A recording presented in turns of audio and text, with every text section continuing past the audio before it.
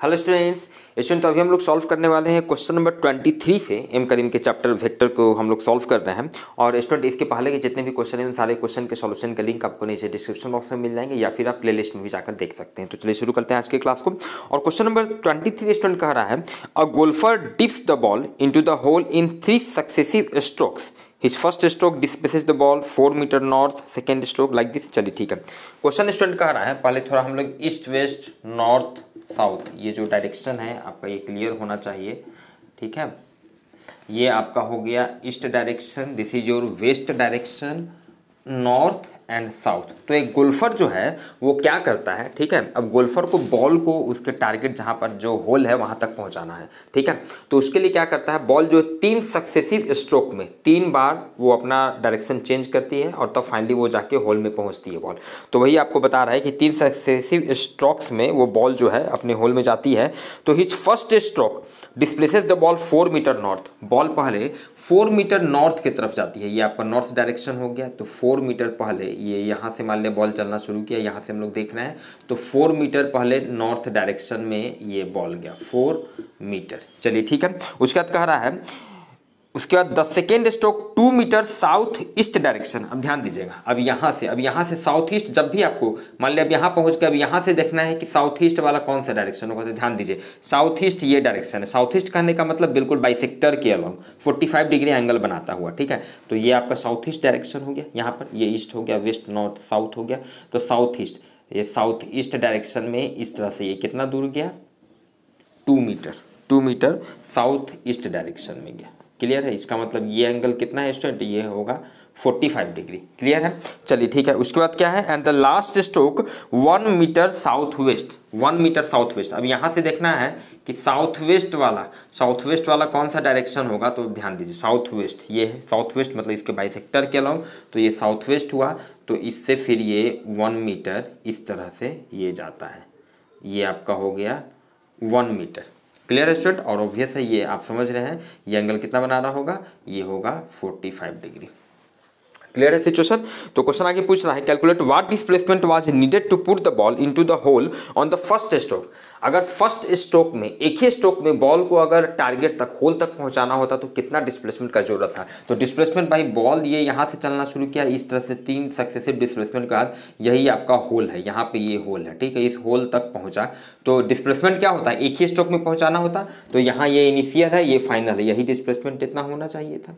यही आपका डिस्प्लेसमेंट, जिसको मान लिया हम डी से डिनोट कर देते हैं, तो यही डी का वैल्यू हम लोगों को निकालना है स्टूडेंट। क्लियर बात है। चलिए तो अब आप समझ सकते हैं वेक्टर से ये डी इनफैक्ट क्या होगा, ये रिजल्टेंट है। किसका रिजल्टेंट है, ये जो वेक्टर है एक 4 मीटर नॉर्थ की तरफ, दूसरा एक ये वेक्टर, तीसरा एक ये वेक्टर, यही तीनों वेक्टर का ये रिजल्टेंट है डी वेक्टर। ठीक है ना। तो टोटल डिस्प्लेसमेंट हम लोगों को निकालने के लिए, अच्छा यहाँ पे थोड़ा सा हम लोग इसका नोमेनक्लेचर कर देते हैं। मान लिया ये ओ पॉइंट है, ठीक है ना, ये मान लेते हैं ए पॉइंट है, ये आपका बी पॉइंट है और ये आपका सी पॉइंट है।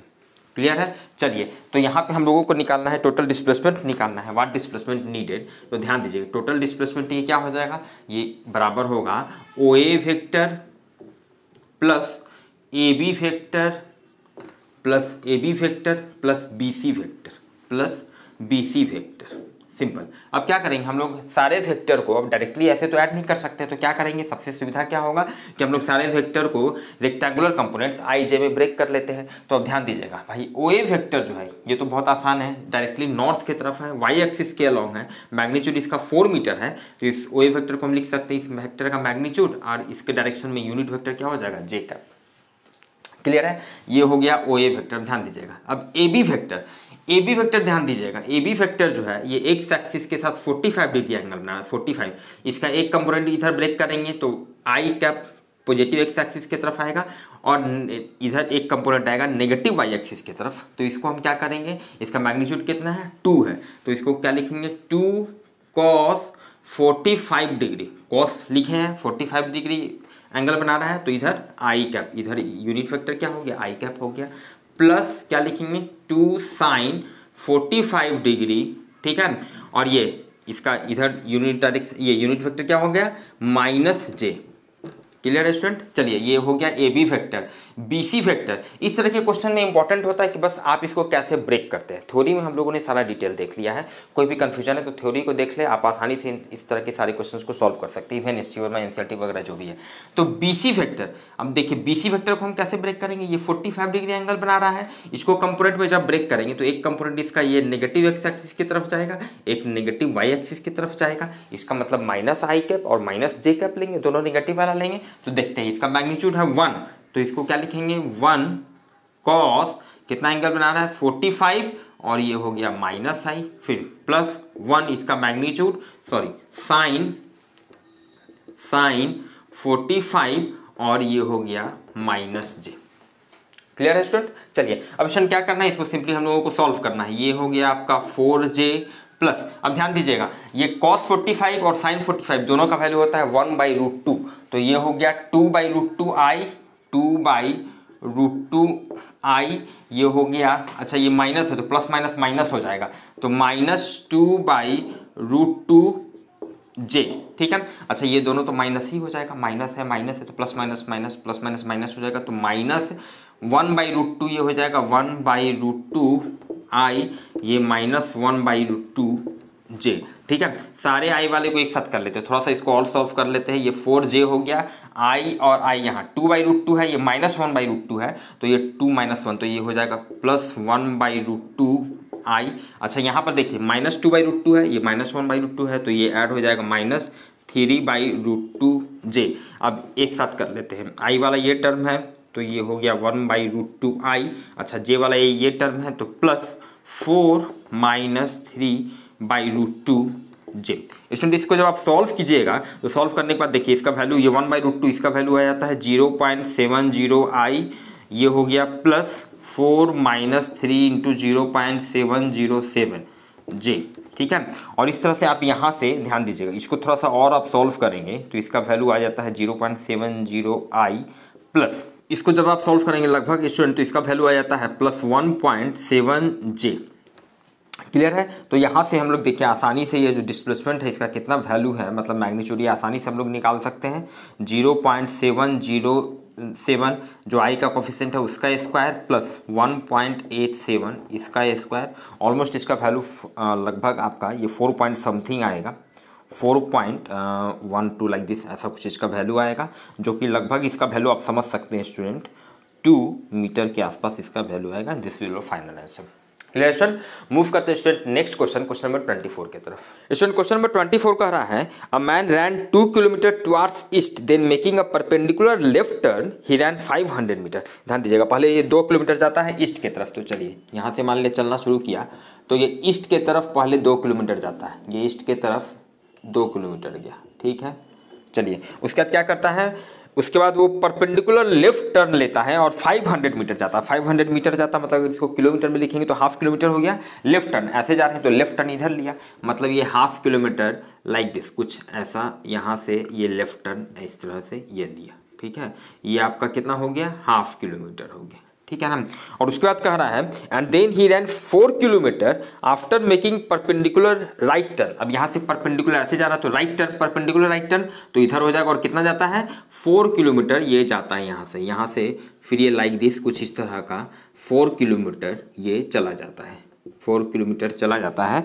तो हमसे पूछ रहा है calculate his total displacement. Total displacement कितना होगा भाई, तो डिस्प्लेसमेंट जब भी आपको निकालना है तो हम लोग क्या करते हैं, डिस्प्लेसमेंट निकालने के लिए डिस्प्लेसमेंट जब भी आपको निकालना है तो आप देखिए इनिशियल और फाइनल पोजीशन को, तो ये इनिशियल पोजीशन है, ये इनिशियल पोजीशन है, फाइनल ये यहाँ पे पहुँचा, तो इनिशियल और फाइनल पोजीशन आपका ये हो गया, ये आपका इनिशियल और फाइनल को मिला दिए, यही आपका डिस्प्लेसमेंट हो गया, ठीक है। इसको मान लिया अगर हम डी से डिनोट करें तो हम लोगों को यही डी का वैल्यू निकालना है, ठीक है। तो भाई सिंपली ये डी जो है ये कौन कौन से वेक्टर का रिजल्टेंट है, ये रिजल्टेंट है this vector, this vector, this vector. मान लिया अगर हम इसका नोमेनक्लेचर कर लिए, ओ है, ए है, बी है, सी है, तो ये डी वेक्टर जो डिस्प्लेसमेंट वेक्टर है वो एक्चुअल में क्या है, O A vector plus A B vector plus B C vector है, क्लियर बात है ना। ठीक है, अब देखिए एक तो क्या है, इसको मैथ्स के हिसाब से भी आप बहुत आसानी से निकाल सकते हैं कि भाई ये ओसी का लेंथ आपको निकालना है, ओसी का लेंथ निकालना है तो सिंपली ये क्या होगा, राइट एंगल ट्रायंगल यहाँ से एक ऐसे परपेंडिकुलर ड्रॉ कर दिए, तो ये बड़े वाले राइट एंगल ट्रायंगल में ये 2 है, ये 4 है, ये टोटल नीचे वाला बेस हो गया 6 हो गया, ये 6 हो गया, ये परपेंडिकुलर आपको पता है हाफ, तो √6 का स्क्वायर प्लस हाफ का स्क्वायर, वही ओसी का वैल्यू हो। ऐसे भी देख सकते हैं, या फिर वेक्टर के रूप में हम लोग देख रहे हैं तो ओए वेक्टर को हम लिखेंगे 2 इंटू एक्स एक्सिस की तरफ है तो 2 into I vector plus A B vector क्या हो जाएगा, ए बी वेक्टर हाफ है, मैग्नीट्यूड हाफ, और वाई एक्सिस के अलॉन्ग है तो half J, B C vector magnitude 4 और एक्स एक्सिस के अलॉन्ग है तो प्लस 4i। अब आई वाले को एक साथ ऐड कर देंगे 2i 4i तो ये हो गया 6i प्लस हाफ जे। अब ध्यान दीजिएगा, अब ये डिस्प्लेसमेंट का मैग्नीट्यूड अगर आपको निकालना है तो क्या कीजिए, √i का कोफिशिएंट का स्क्वायर 6 का स्क्वायर 36 प्लस जे का कोफिशिएंट का स्क्वायर 1/4। इसको जब हम सॉल्व करेंगे ये लगभग इसका वैल्यू, अच्छा लगभग थोड़ा अप्रॉक्सीमेट हम लिख रहे हैं, ऊपर में आ जाएगा 36 × 4 तो 144 + 1, तो ऊपर में हम अगर 144 रहने दें, नीचे में 4, फायदा क्या है कि 144 का ये 12 हम लोगों को पता है, 4 का 2 तो लगभग इसका वैल्यू आ जाता है 6 किलोमीटर अप्रॉक्स। अब ध्यान दीजिएगा आंसर है 6.02, तो ऑब्वियसली क्योंकि हम लोग एक अप्रॉक्सीमेट यहाँ पे ऊपर आ रहा था 145, इसको हम 144 लिए इसलिए इजी हो गया थोड़ा कैलकुलेशन, ठीक है ना। और अगर इसको मान लिया डायरेक्शन आपको देखना है, ये अगर मान लिया ये अल्फा एंगल बना रहा है तो ऑल्सो, अब अल्फा एंगल भाई आप आई जे में आप इसको चेंज कर चुके हैं, एक्सप्रेस कर चुके हैं, तो बहुत आसानी से इसका डायरेक्शन तो लिख सकते हो। tan अल्फा = क्या होगा, जे का कोफिशिएंट क्या है आई हाफ बटा में आई का कोफिशिएंट 6 तो 1/12, इसलिए इसका डायरेक्शन क्या हो गया, alpha = tan inverse 1/12 is your answer.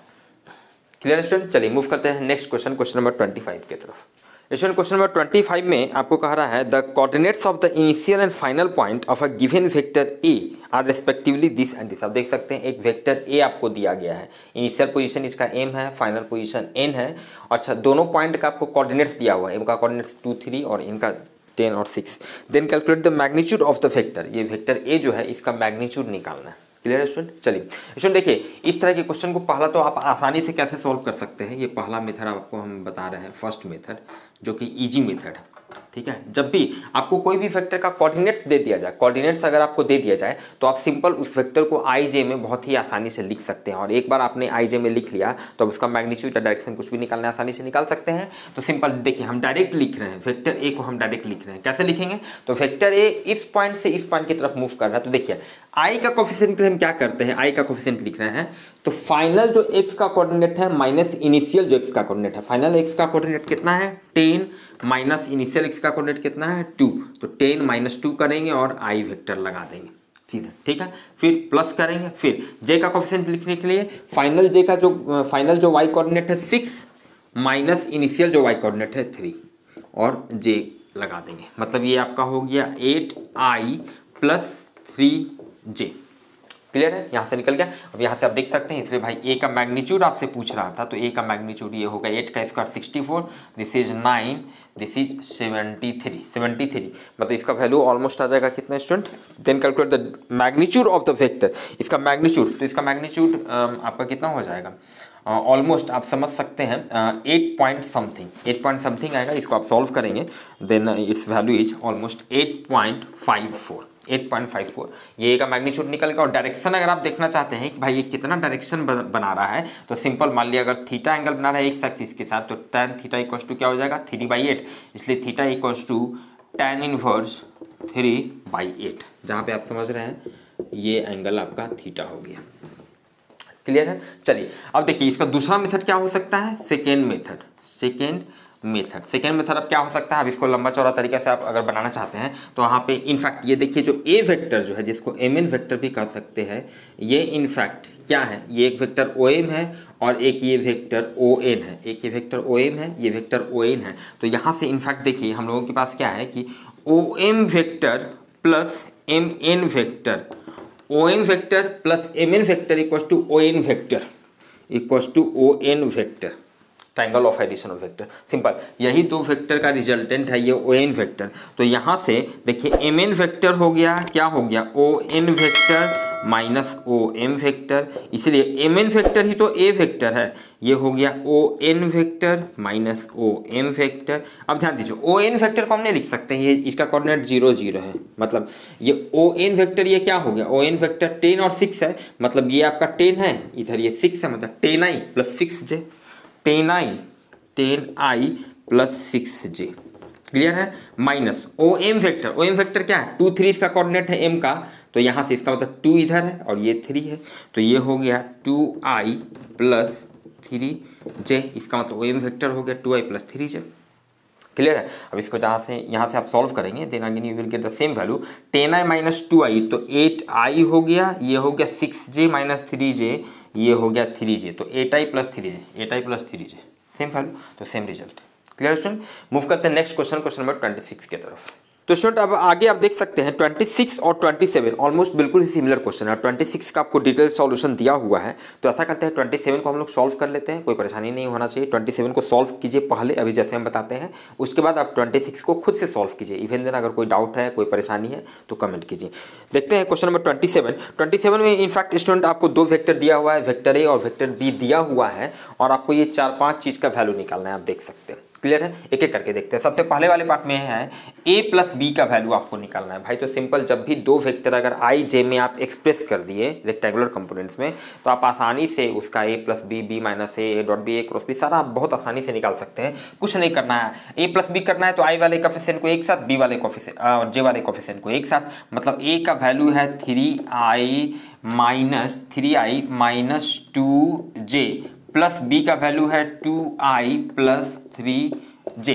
अब यहाँ पे ध्यान दीजिएगा, i वाला कोफिशिएंट क्या है 3i और ये प्लस 2i है, प्लस 2i तो 3i प्लस 2i ये कितना हो जाएगा, मतलब इसको और बेसिक तरीके से देखें तो 3 प्लस 2i और प्लस j का कोफिशिएंट अब लिखते हैं, तो j का कोफिशिएंट यहाँ पर क्या है -2 और यहाँ पर क्या है +3 और दिस इज j, तो ये हो गया 3 प्लस 2i, ये हो गया 5i और ये हो गया 3 माइनस 2, तो प्लस 1j लिखिए या सीधे j लिखिए, सीधे j लिखिए, एक ही बात है। चलिए ठीक है, a माइनस बी को हम लोग थोड़ा सा और नीचे फिर देखते हैं।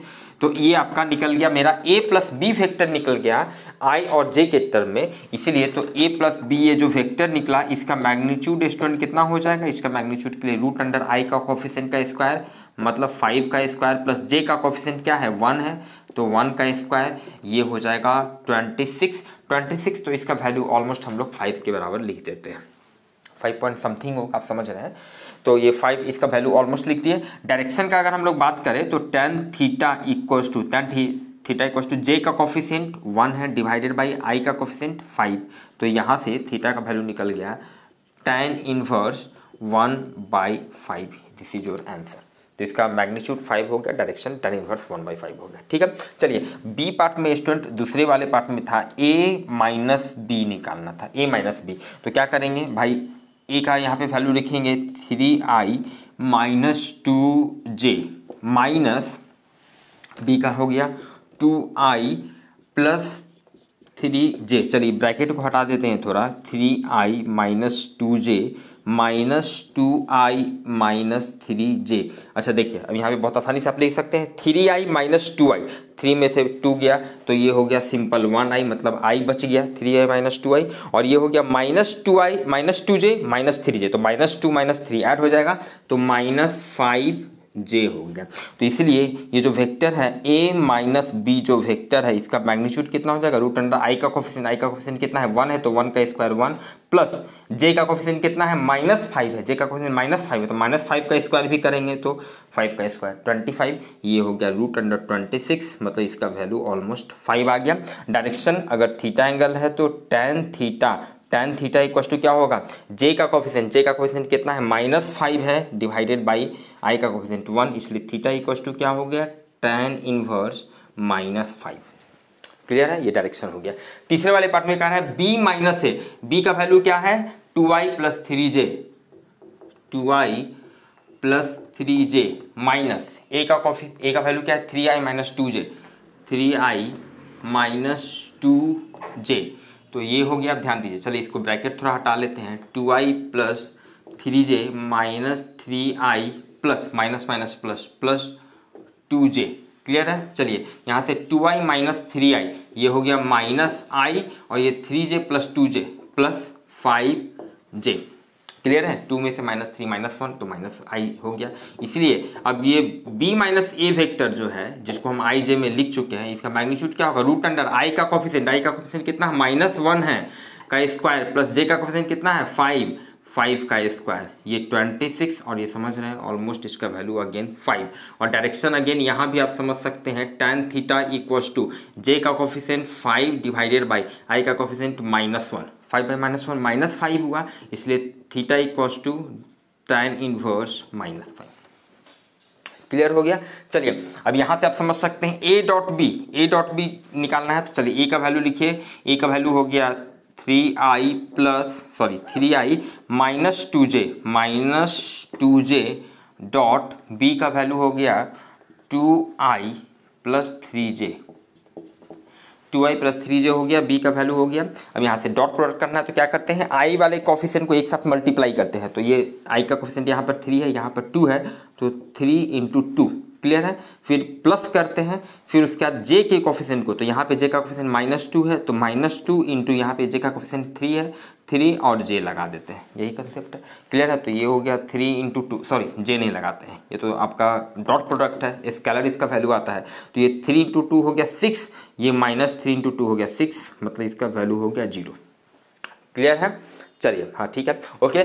चलिए a क्रॉस b, तो फिर से a और b का वैल्यू लिखिए, a का वैल्यू हो गया 3i minus 2j cross b का वैल्यू हो गया 2i प्लस 3j,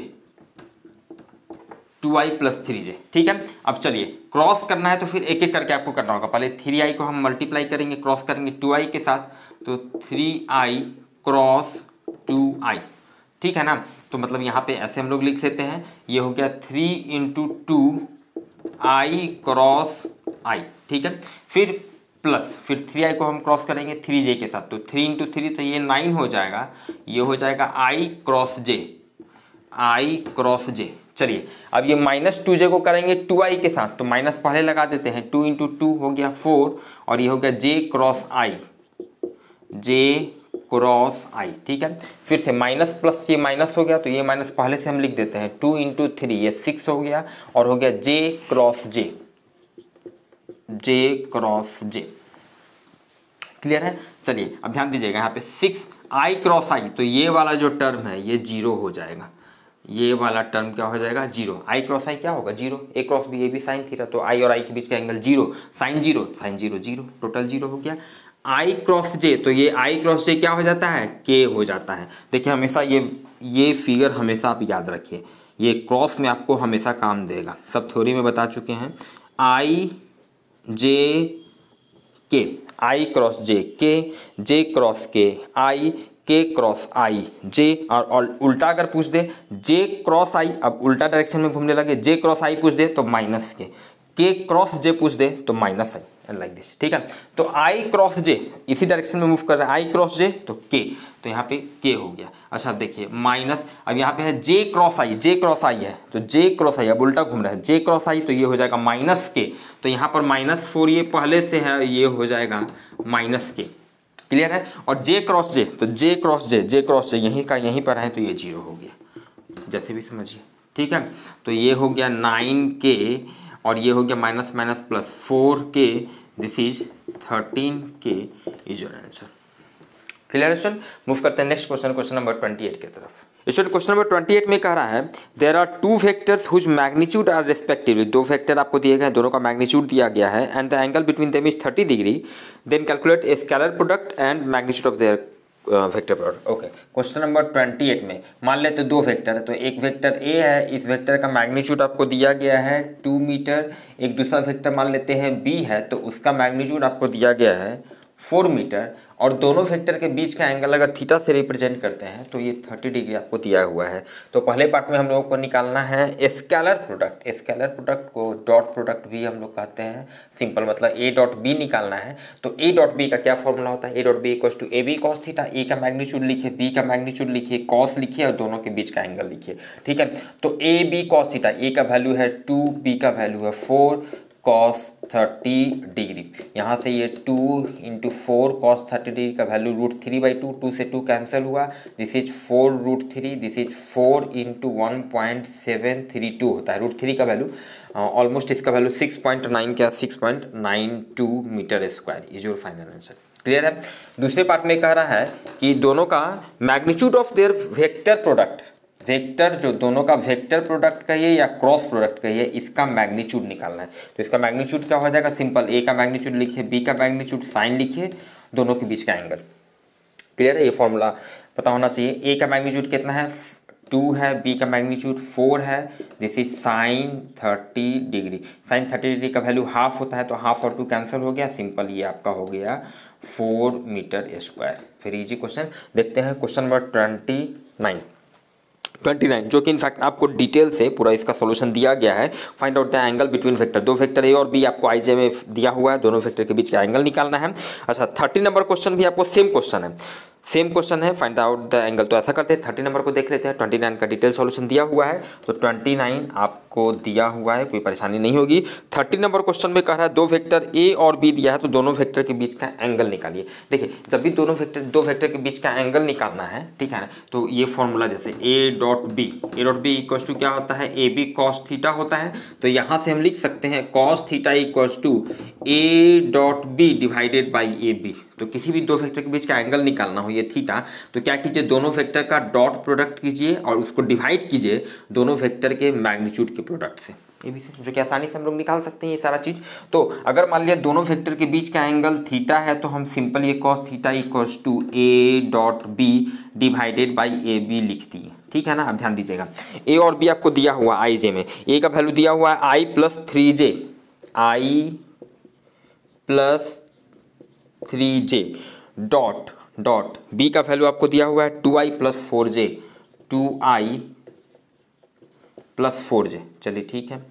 अब यहाँ से a का मैग्नीट्यूड क्या होगा भाई, a का मैग्नीट्यूड आपको जो आई जे में दिया हुआ है तो कन्वर्ट कर सकते हैं, रूट अंडर i का कोफिशिएंट का स्क्वायर 1, तो 1 का स्क्वायर 1 प्लस j का कोफिशिएंट 3 है, इसका स्क्वायर तो 3 + 9 इंटू b का मैग्नीट्यूड कितना हो जाएगा, b का मैग्नीट्यूड हो जाएगा i का कोफिशिएंट 2 है तो इसका स्क्वायर 4 प्लस j का कोफिशिएंट 4 है तो 4 का स्क्वायर 16।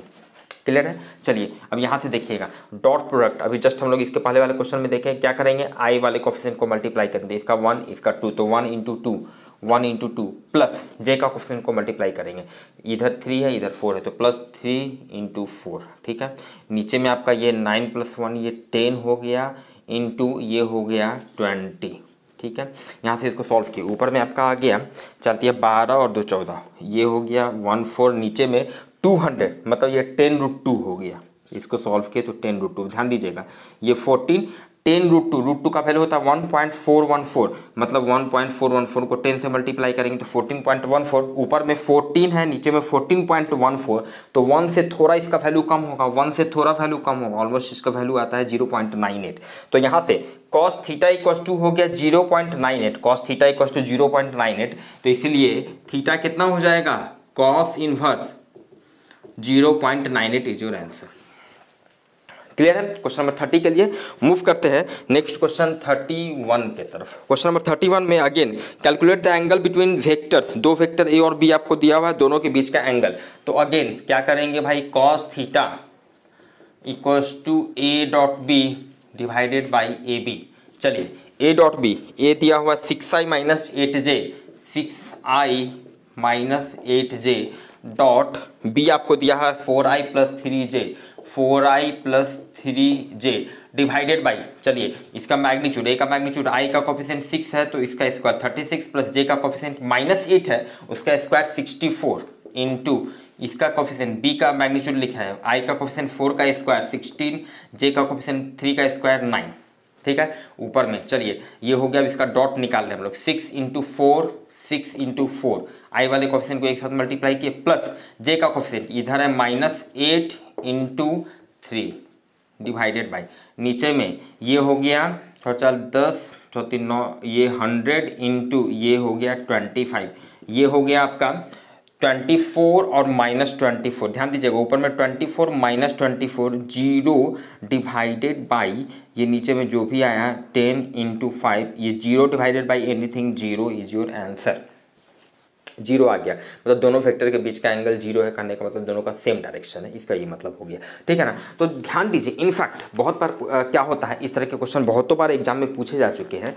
तो बेहतर है कि जब भी आपको दो वेक्टर अगर दिया गया है और दोनों वेक्टर के बीच का एंगल निकालना, तो एक बार तेजी से क्विक आप पहले देख लीजिए, कहीं ऐसा तो नहीं कि दोनों का डॉट प्रोडक्ट जीरो हो रहा है। अगर जीरो हो रहा है तो इतना कैलकुलेशन करने का जरूरत नहीं है, क्योंकि ऊपर में जीरो होगा तो जीरो बाई समथिंग, नीचे में जो भी मैग्नीट्यूड निकालने की जरूरत नहीं है, वो सारा ले देके फिर जीरो ही आएगा। तो अगर जीरो हो गया, सॉरी कॉस थीटा जीरो हो गया, ध्यान दीजिएगा कॉस थीटा जीरो है, कॉस थीटा का वैल्यू ना जीरो आया, मतलब कि जीरो कितना का वैल्यू होता है कॉस के लिए, कॉस 90 का वैल्यू जीरो होता है, मतलब दोनों वेक्टर के बीच का एंगल कितना हो गया 90 डिग्री। बहुत ही इंपॉर्टेंट इनफैक्ट ये रिजल्ट होता है, ठीक है ना। दो वेक्टर का अगर डॉट प्रोडक्ट जीरो होता है तो दोनों वेक्टर जो होता है एक दूसरे पर परपेंडिकुलर होते हैं, दोनों एक दूसरे के साथ 90 डिग्री एंगल बना रहे होते हैं। तो आप देख लीजिए हमेशा भाई डॉट प्रोडक्ट तेजी से देख लीजिए, अगर जीरो आ रहा है, जीरो आ रहा है मतलब जीरो जीरो जीरो आएगा, इसका मतलब थीटा का वैल्यू 90 डिग्री। क्लियर है। चलिए next question, question number 32। Question number 32 में अगेन आपको दिया गया है दो वेक्टर P और Q। अच्छा, यहाँ calculate the angle between them. देखिए अब यहाँ भी ध्यान दीजिए, दोनों वेक्टर जो आपको दिया गया है यहाँ पे इसका 23 से देख लीजिए, P डॉट Q क्या होगा, P का वैल्यू दिया हुआ है 2i plus 4j dot, Q का वैल्यू दिया हुआ है 4i माइनस 2j। अब इसका डॉट प्रोडक्ट जब हम लोग कर रहे हैं तो ये 2 इंटू 4 प्लस ये j का कोफिशिएंट 4 इंटू यहाँ पे j का कोफिशिएंट -2 है, -2, तो ये हो गया 8 माइनस 8 0। तो भाई डॉट प्रोडक्ट जीरो है, इसका मतलब दोनों वेक्टर के बीच का एंगल जो है वो 90 डिग्री होगा। इतना फिर कैलकुलेशन करने की जरूरत नहीं है, सिंपल डॉट प्रोडक्ट पहले देख लीजिए, अगर जीरो नहीं आ रहा है तो फिर तो करना पड़ेगा। क्लियर है। क्वेश्चन नंबर 33 में स्टूडेंट अगेन आपको दो वेक्टर दिया हुआ है P और Q, i j k के फॉर्म में दिया हुआ है, then what is the angle between P and Q। तो देख लेते हैं, तो ऐसा करते हैं अगेन, यहाँ भी हम लोग क्या करते हैं, दोनों वेक्टर का पहले डॉट प्रोडक्ट को चेक कर लेते हैं। हो सकता है कि डॉट प्रोडक्ट जीरो होगा तो एंगल 90 डिग्री हो जाएगा। P वेक्टर कितना है 2i plus 4j plus 4k, 2i plus 4j plus 4k dot, Q vector कितना है 4i plus 2j, 4i plus 2j minus 4k। Clear है। चलिए अब यहाँ से डॉट प्रोडक्ट बहुत आसानी से निकाल सकते हैं। दिस इज i का हो गया कोफिशिएंट 2 इंटू 4 प्लस j का कोफिशिएंट इधर 4 है इधर 2 है, तो प्लस 4 इंटू 2 प्लस के कोफिशिएंट यहाँ पे 4 है इंटू यहाँ पे -4 है, तो -4, ये हो गया 8 प्लस 8, ये -16, 0 आ गया। इसका मतलब है कि दोनों वेक्टर P और Q के बीच का एंगल कितना हो गया स्टूडेंट 90 डिग्री। क्लियर है। क्वेश्चन नंबर 34, क्वेश्चन नंबर 34 में स्टूडेंट क्या कर रहा है, इफ P cross Q equals to PQ, P cross Q equals to PQ, अगर P क्रॉस Q का वैल्यू PQ है, then what is the angle between P and Q। तो P और Q के बीच का एंगल को निकालना है। कैसे सोचेंगे भाई ऐसा करते हैं, देखिए सिंपल, अगर P क्रॉस Q का वैल्यू अगर आप लिखिएगा तो ये लिखना पड़ेगा PQ sine theta into unit vector, ठीक है ना। तो उस यूनिट वेक्टर को हटाने के लिए, ठीक है ना, यूनिट वेक्टर जो कि परपेंडिकुलर होता है, जिस प्लेन में P और Q होता है उसके परपेंडिकुलर होता है, ऐसा करते हैं दोनों तरफ मैग्नीट्यूड ले लेते हैं, ठीक है ना। तो यहाँ पे आसानी से इसका मैग्नीट्यूड आप लिख सकते हैं, ये PQ साइन थीटा और ये हो गया PQ। क्लियर है स्टूडेंट। चलिए यहाँ से आप देखिए ये PQ आपका कैंसिल हो गया, तो यहाँ से साइन थीटा 1 हो गया, साइन थीटा 1 मतलब कि sine theta equals to sine 90 degree का वैल्यू 1 होता है, इसलिए थीटा इक्वल्स टू 90 डिग्री, मतलब दोनों वेक्टर के बीच का एंगल कितना हो गया 90 डिग्री। क्लियर है। मूव करते हैं नेक्स्ट क्वेश्चन, क्वेश्चन नंबर 35 की तरफ। क्वेश्चन नंबर 35 में कह रहा है P क्रॉस Q आपको दिया हुआ है 0, P क्रॉस Q आपको 0 दिया हुआ है, तब कह रहा है what is the angle between P and Q। तो P और Q के बीच का एंगल क्या होगा, ध्यान दीजिएगा। इस केस में अगेन ऐसा करते हैं कि भाई दोनों तरफ हम मैग्नीट्यूड ले लेते हैं, P क्रॉस Q का मैग्नीट्यूड, ये 0 का मैग्नीट्यूड लिखिए, 0 लिखिए, ठीक है। यहाँ से P क्रॉस Q का मैग्नीट्यूड, तो यहाँ से लिख सकते हैं PQ sine theta equals to 0।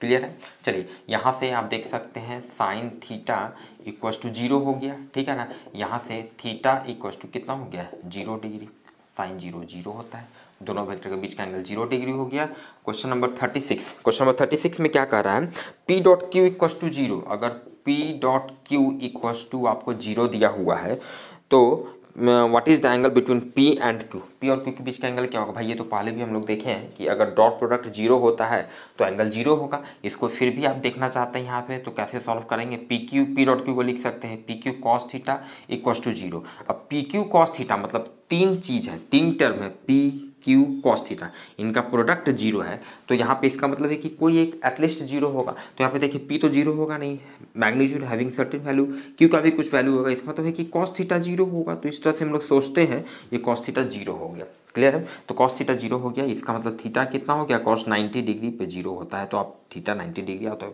इस तरीके से भी सॉल्व कर सकते हैं। ठीक है, 37 में स्टूडेंट क्या कह रहा है, if P dot Q equals to P Q, अगर P dot Q equals to अगर पी क्यू है, P dot Q equals to P Q अगर है, then what is the angle between P and Q।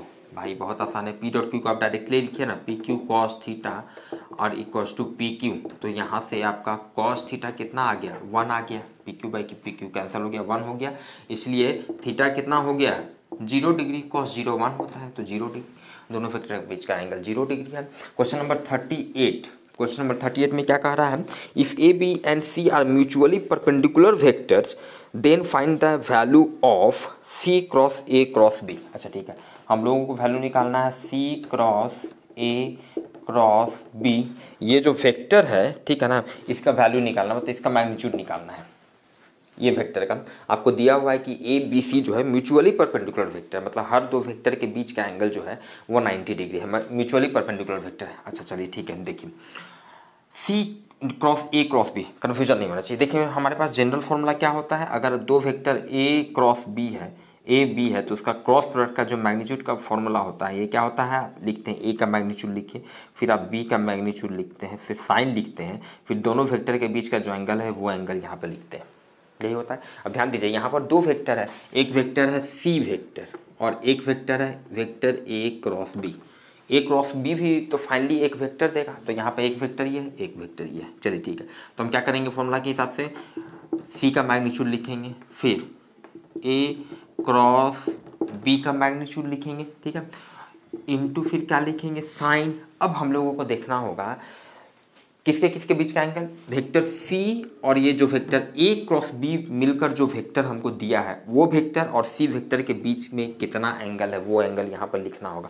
तो समझिएगा थोड़ा सा, यहाँ पे क्या है कि ये दिया हुआ है कि ए बी सी तीनों का तीनों आपका म्यूचुअली परपेंडिकुलर वेक्टर है, ये तभी पॉसिबल है, ध्यान दीजिएगा, ये तभी पॉसिबल है, तीनों का तीनों जो है वो सेम प्लेन में नहीं हो सकता है। इसका मतलब है कि उसमें कोई दो तो एक प्लेन में होगा और एक तीसरा जो है वो दूसरे प्लेन में होगा। आप सिंपल समझिए, एक्स वाई जेड एक्सिस क्या होता है, हम ये जो दिखाते हैं ये म्यूचुअली परपेंडिकुलर होते हैं ना, एक्स एक्सिस वाई एक्सिस ये, और हम जो ऐसे दिखा देते हैं ये जेड, तो कन्फ्यूजन नहीं होना चाहिए कि जेड एक्सिस जो हम दिखा रहे हैं ये इसी प्लेन में है, नहीं, ये जेड एक्सिस एक्चुअली इस प्लेन में नहीं है, एक्स तो है इसी प्लेन में है, एक्स एक्सिस भी इसी प्लेन में, वाई एक्सिस भी है, लेकिन ये जेड वाला जो है इस तरह से हम आपको दिखा रहे हैं, इस तरह से ये जेड एक्सिस ऐसे, और तभी तो इसी केस में तो म्यूचुअली ये परपेंडिकुलर डायरेक्शंस हो जाते हैं, एक्स वाई के बीच का भी एंगल 90 डिग्री, एक्स और जेड के बीच का भी एंगल 90 डिग्री, ठीक है, वाई और जेड के बीच का भी एंगल 90 डिग्री, वाई और एक्स के बीच का भी एंगल 90 डिग्री म्यूचुअली परपेंडिकुलर हो जाते हैं। तो इसका मतलब ये है कि कोई दो वेक्टर, तो मान लिया अगर ए वेक्टर इस प्लेन में है, बी वेक्टर इस प्लेन में है, ठीक है ना, तो सी वेक्टर जो होगा इस प्लेन के परपेंडिकुलर होगा। अब इस प्लेन के परपेंडिकुलर दो डायरेक्शन हो सकता है, समझिएगा, मान लिया ये एक प्लेन आपको हम दिखा रहे हैं, इस प्लेन में ए वेक्टर ऐसे हैं, ए वेक्टर ऐसे है, बी वेक्टर ऐसे, आपस में परपेंडिकुलर 90 डिग्री एंगल बना रहे हैं। तो अब सी वेक्टर जो है, सी वेक्टर या तो ऐसे हो सकता है, ऊपर की ओर हो सकता है तो भी परपेंडिकुलर है, ये ए पर भी परपेंडिकुलर है, बी पर भी परपेंडिकुलर है, और ए और बी तो आपस में 90 डिग्री बना ही रहे, परपेंडिकुलर है। या फिर सी वेक्टर हो सकता है कि इस प्लेन के ऐसे नीचे डायरेक्शन में हो, नीचे डायरेक्शन में जा रहा हो, तो भी आपको इस केस में भी सी जो है ए और बी के साथ म्यूचुअली परपेंडिकुलर है। क्लियर है, कहने का मतलब है कि समझिएगा, अगर इस डायरेक्शन में इस तरह से एंगल बना रहा है तो ए क्रॉस बी का डायरेक्शन क्या होगा, ए ये है, बी ये है, तो ए क्रॉस बी का डायरेक्शन इस पे ऐसे ऊपर की ओर होगा, तो उस केस में सी अगर इधर है, ए क्रॉस बी भी ऊपर है, तो 0 डिग्री हो जाएगा, ठीक है ना। या फिर ऐसा हो सकता है कि भाई यहाँ पे ए ऐसे हो, बी ऐसे हो, तो ए क्रॉस बी करेंगे तो इसका डायरेक्शन नीचे की ओर आ जाएगा, सी ऊपर की ओर आ जाएगा, तो इस केस में 180 डिग्री डायरेक्शन हो सकता है। मतलब कि एक बात फाइनल है कि जो वेक्टर है मेरा सी, ठीक है। और जो ए क्रॉस बी जो वेक्टर मिलेगा ए और बी का क्रॉस प्रोडक्ट करने के बाद, ठीक है, वो दोनों वेक्टर के बीच का एंगल या तो 0 डिग्री होगा या 180 डिग्री होगा। क्लियर है। तो यहाँ पे हम इसको लिखेंगे या तो साइन 0 डिग्री लिखेंगे और इस चीज़ का वैल्यू हम लिखेंगे सी का मैग्नीट्यूड, ए का मैग्नीट्यूड, और ये हो गया साइन 180 डिग्री, ये भी पॉसिबिलिटी है। क्लियर बात है। तो दोनों ही केस में आप देखिए भाई साइन 0 का वैल्यू जो होता है या साइन 180 डिग्री का वैल्यू जो होता है ये 0 होता है। तो 0 होता है तो आप कुछ भी ये सबका मैग्नीट्यूड क्या है अब तो उससे कोई फर्क ही नहीं पड़ता है। This will finally give you value 0। Clear है स्टूडेंट। तो स्टूडेंट हम लोग देख रहे हैं क्वेश्चन नंबर 39 को। क्वेश्चन नंबर 39 कह रहा है A and B are two vectors such that their resultant is perpendicular to A and in magnitude equal to A, then find the magnitude of vector B. Clear है। चलिए question number 39 देखिए। इस question को आप student दो तरीके से solve कर सकते हैं। ये पहला जो इजी मेथड होगा स्टूडेंट, आप आसानी से इसको ग्राफिकली सॉल्व कर सकते हैं। कैसे? क्वेश्चन कह रहा है कि दो वेक्टर ए और बी इस तरह से है सो दैट उसका रिजल्टेंट जो है वो ए पर परपेंडिकुलर। ध्यान दीजिए, मान लेते हैं एक वेक्टर अगर आप मान लेते हैं ए, आप इस तरह से एक वेक्टर ए मान लिए, ठीक है। अब दूसरा वेक्टर अगर आप बी आप इस तरह से मान लेते हैं, बी अगर आप इस तरह से मानिएगा तो ध्यान दीजिएगा इसका रिजल्टेंट ऐसे हो जाएगा। यही इसका रिजल्टेंट जिसको हम मान लिए आर मान लेते हैं रिजल्टेंट।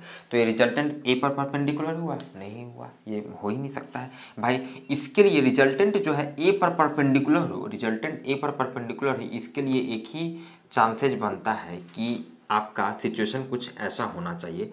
ए वेक्टर ऐसे है, बी वेक्टर इस तरह से होगा, सॉरी ये बी वेक्टर इस तरह से होगा और तभी इसका ये बी वेक्टर इस तरह से होगा सो डैट कि इसका रिजल्टेंट जो आर वेक्टर है ये इस तरह से होगा।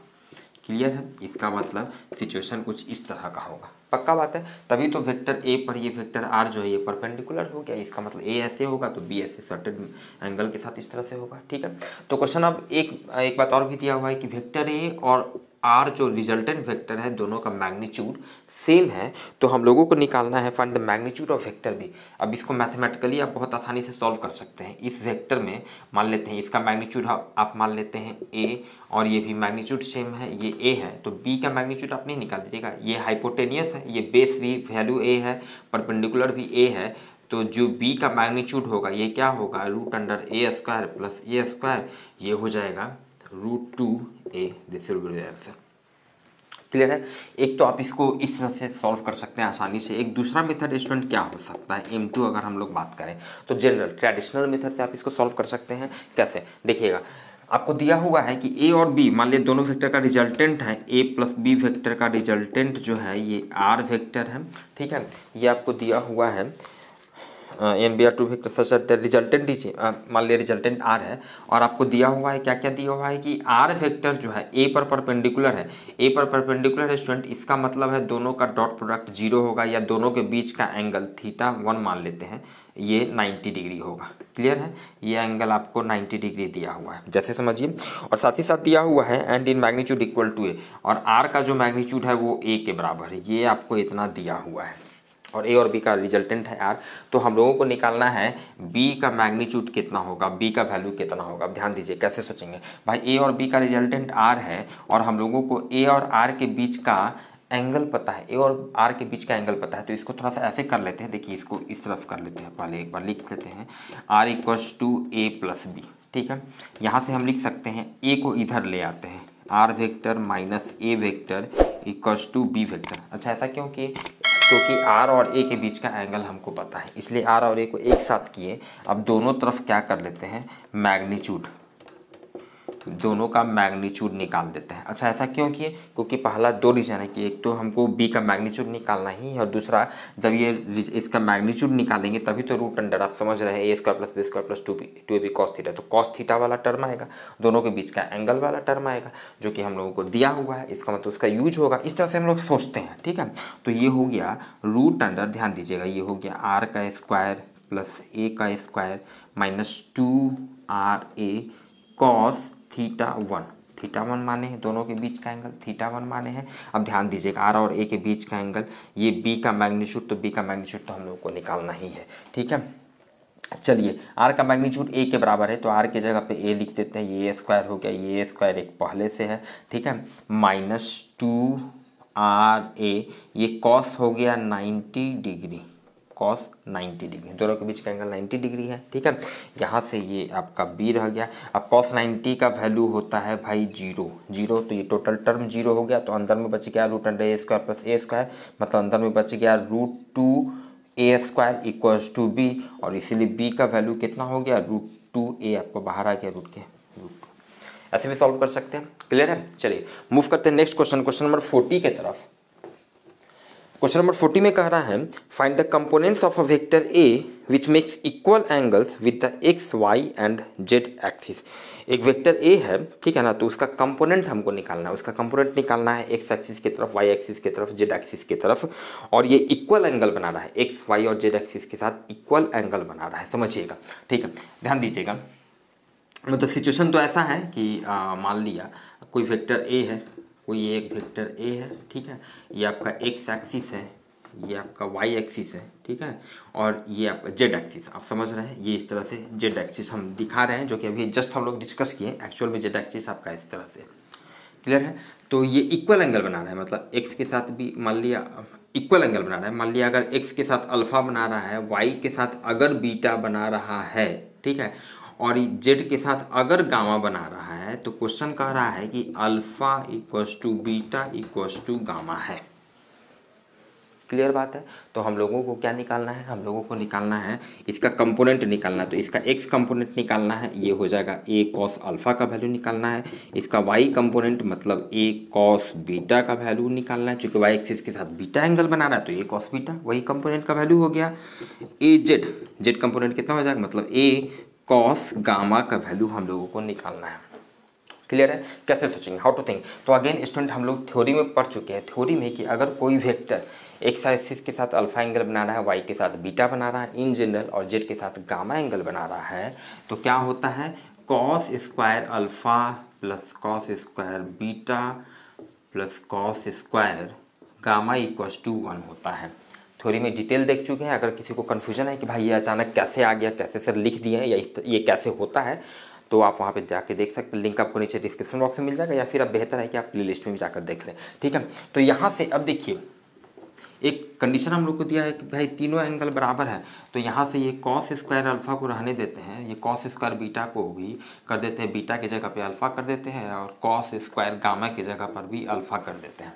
ठीक है, तो यहाँ से ये हो गया cos square alpha cos square alpha cos square alpha 3 cos square alpha equals to 1, तो यहाँ से हो गया cos square alpha equals to 1/3, इसलिए यहाँ से हो गया कॉस अल्फा इक्वल्स टू 1/√3। जब कॉस अल्फा का इतना वैल्यू है तो कॉस बीटा का भी वही वैल्यू होगा, कॉस गामा का भी वही वैल्यू होगा। क्यों? क्योंकि अल्फा बीटा गामा बराबर है, तो यहीं से लिख दीजिए cos alpha equals to cos beta equals to cos gamma. बात बराबर है, मतलब कॉस बीटा का भी यही वैल्यू है और कॉस गामा का भी यही वैल्यू है 1/√3। तो सबका वैल्यू यहाँ पे पुट कर दीजिए ना, कॉस अल्फा का 1/√3, तो ये हो गया 1/√3, मतलब a/√3, ये भी हो गया a/√3 और ये भी हो गया a/√3 इज योर आंसर।